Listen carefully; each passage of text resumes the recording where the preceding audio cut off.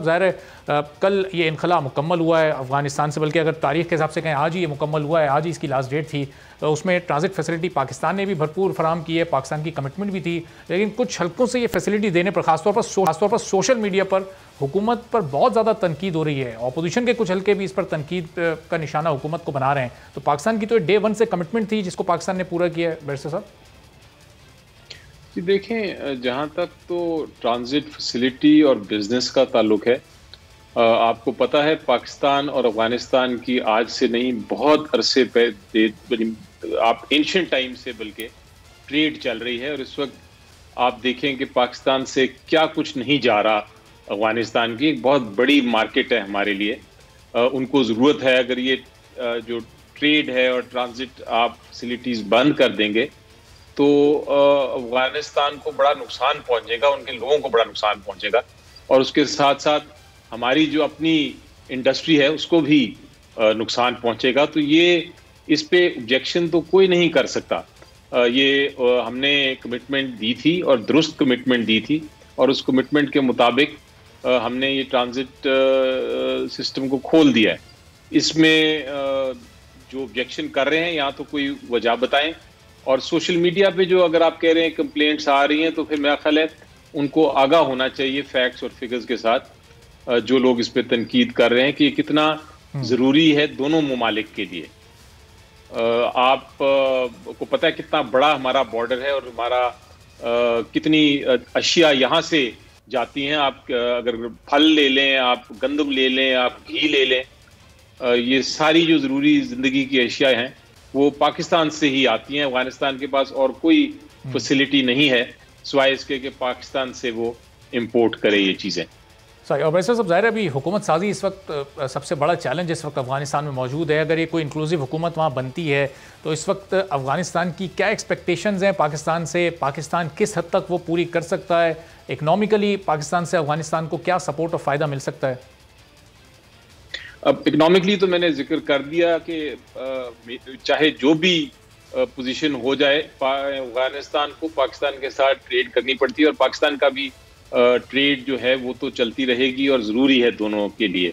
अब जहाँ तक वहाँ पॉलिटिकल सिचुएशन का ताल्लुक है, पाकिस्तान यकीनी तौर पे हर डेवलपमेंट को बड़ा गौर से देख रहा है। जब ये मामला शुरू हुआ था आज से 20 साल पहले, तभी से पाकिस्तान का मौक़िफ़ बड़ा क्लियर था, और मौक़िफ़ यही था कि ये गलती कर गया है यूनाइटेड स्टेट्स ऑफ अमेरिका। यहाँ एक हिस्टोरिकली जो भी इधर आया है अफगानिस्तान को रूल करने के लिए, उसको शिकस्त का सामना ही करना पड़ा है। और वही हुआ, जब वो चले गए तो पाकिस्तान इंडीड विनर ही है। हमने पहले प्रिडिक्ट किया था, हमने अफगान हुकूमत के साथ जो उस 20 साल में थी उसके साथ भी अच्छे ताल्लुकात रखने की कोशिश की। अब जो एक पीसफुल ट्रांजिशन हो रही है वहाँ हुकूमत की, हम उनके साथ भी बिल्कुल उसी तरह का अपना जो नेबरली हमारा एक हमसायक है, जो दो हमसाय मुल्क का आपस में ताल्लुक होता है, वही रखने की कोशिश करेंगे। अगर हमें कोई ब्लेम करने की कोशिश कर रहा है कि हम किसी किस्म की इंटरफेरेंस कर रहे हैं तो वो बिल्कुल गलत है। वो अपनी जो भूल है, अपनी जो गलती है, उसको किसी और पे डालने की कोशिश कर रहे हैं। और जहाँ तक आप देखेंगे कि बल्कि इस वक्त पोजीशन पाकिस्तान की बहुत अच्छी, बहुत बेहतर है, क्योंकि पहले शायद हमारे पड़ोसी मुल्क जो इंडिया था उसका कुछ इन्फ्लुएंस ज़्यादा था। उन्होंने अफगानिस्तान से कोशिश की थी कि अफगानिस्तान को बेस बना के यहाँ पाकिस्तान में टेररिस्ट एक्टिविटी की जाए। अब वो भी पॉसिबिलिटी नहीं रही। तो हम तो देख रहे हैं जिस तरह एक अच्छा पीसफुल पुरअमन रिलेशनशिप अफगानिस्तान के साथ होगा, ट्रेड बढ़ेगी, जो हमारा एक बहुत अहम और आपको पता है कॉरिडोर है। और बैरिस्टर साहब ये सब उसी सूरत में होगा जब जो इस वक्त अफगान तालिबान ने जो भी दावे किए हैं, जो वादे किए हैं, जो हुकूक ख़वातीन को, मीडिया को और जो दूसरे सेक्टर्स को देने की बातें की हैं, जब वो सब पूरे होंगे उसी सूरत में फिर ये बेहतर और खुशगवार ताल्लुकात इस्तेवार हो सकेंगे। ज़ाहिर जी देखिए, ये सारे इनके इंटरनल मामलात हैं तालिबान के। पाकिस्तान उसमें इंटरफेयर नहीं कर सकता। हमने तो एक अपनी पड़ोसी मुल्क होने की तहत जो रिलेशनशिप हो सकती है, जो ताल्लुकात हो सकते हैं, पर्टिकुलरली ट्रेड की, या जहां उनको मदद की ज़रूरत पड़े कोई इंडस्ट्री डेवलप करने की, उस हद तक तो हम बिल्कुल उनके साथ हैं। बाकी उनके अपने इंटरनल मामलात होते हैं, लेकिन मैं अपना एक एनालाइज अगर करूं आपके लिए, जो मैंने बहुत इस पे स्टडी भी की है, अगर एनालाइज करूं तो मुझे नहीं लगता कि ये वो वाले तालिबान हैं जो कि आज से 20 साल पहले आए थे। अब इन्होंने काफ़ी मैच्योरिटी हासिल की है, इनके लीडरान ने बाकी दुनिया भी देखी है और अब वो चाहते हैं मेरी नज़र में कि बाकी दुनिया के साथ चल सकें। तो आप और यही किसी किस्म की बातें भी की जा रही हैं, तो उम्मीद यही है कि वो एक अफगानिस्तान भी ऐसा मुल्क ही होगा जो कि बाकी बैनुल-अक़वामी दुनिया के साथ चल के और उनकी जो कवानीन है इंटरनेशनल लॉज के मुताबिक चल के उनकी पाबंदी करके, जिस तरह बाकी ममालिक चल रहे हैं उसी तरह अपने मुल्क को आगे तरक्की की तरफ लेके जाएंगे। चलें बैरिस्टर साहब, इससे पहले कि सियासी मामलात की तरफ आएँ, हुकूमत और अपोजिशन इस वक्त एक दूसरे को कितना चैलेंज दे रही है, इन मामलात की तरफ आएँ, जो मुअज़्ज़ज़ अदालत की तरफ से फैसला आया सुमोटो नोटिस का, खुद नोटिस लेने का, कि वो इख्तियार सिर्फ चीफ जस्टिस के पास ही होता है, तो ज़ाहिर है चूँकि कानूनी मामलात पर आपकी भी बड़ी ज़बरदस्त ग्रिप है, आपके उस पर मैं रिमार्क्स आ रहा हूँ, और फिर हुकूमत इस फैसले को कैसे ले रही है? जी देखिए, मेरा ख्याल है बिल्कुल दुरुस्त फैसला है, और ये कोई इस फैसले में नया कानून नहीं नाफिज किया गया या बताया गया।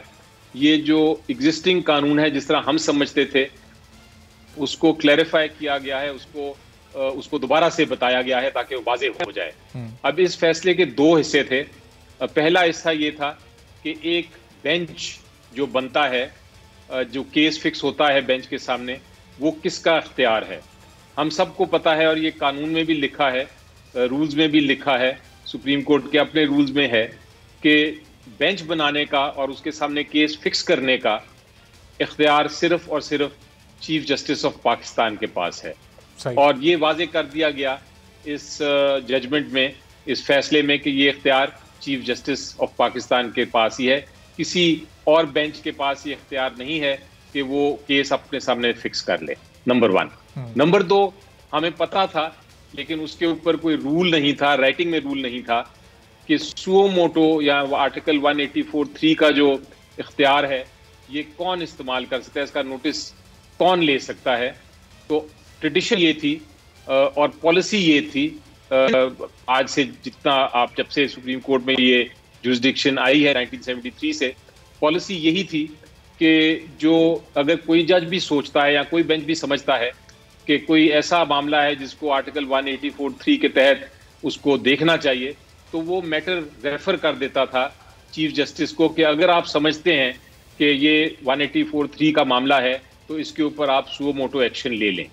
लेकिन इसके ऊपर कोई वाजे चूंकि नहीं था तहरीरी तौर पे कोई रूल, तो अब ये जजमेंट में इसको वाजे कर दिया गया है, इस पॉलिसी को, इस ट्रेडिशन को, कि आज के बाद कोई बेंच जो है वो अज खुद नोटिस नहीं ले सकता आर्टिकल 184(3) के तहत।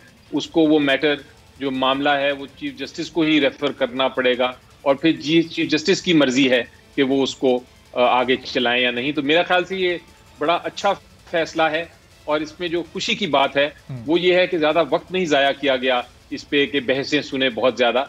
बहुत जल्द जो एक्टिंग चीफ जस्टिस थे उन्होंने इस केस को फिक्स किया, और फिक्स करने के सीधा बाद उस पर जल्दी से फैसला कर दिया ताकि क्लैरिटी भी आ जाए और मामला उधर ही तय हो जाए। तो अच्छी खुशआइन बात है। उम्मीद है कि जो आगे आने वाला वक्त है, अगर कोई ऐसा मामला हो तो जल्द से जल्द जो क्लियर लॉ की प्रोविजंस हैं या कानून के जो मामले हैं उनको इस चीज को किया जाए सेटिस्फाई। सब्सक्राइब करें और बेल दबाएं ताकि कोई खबर रह न जाए।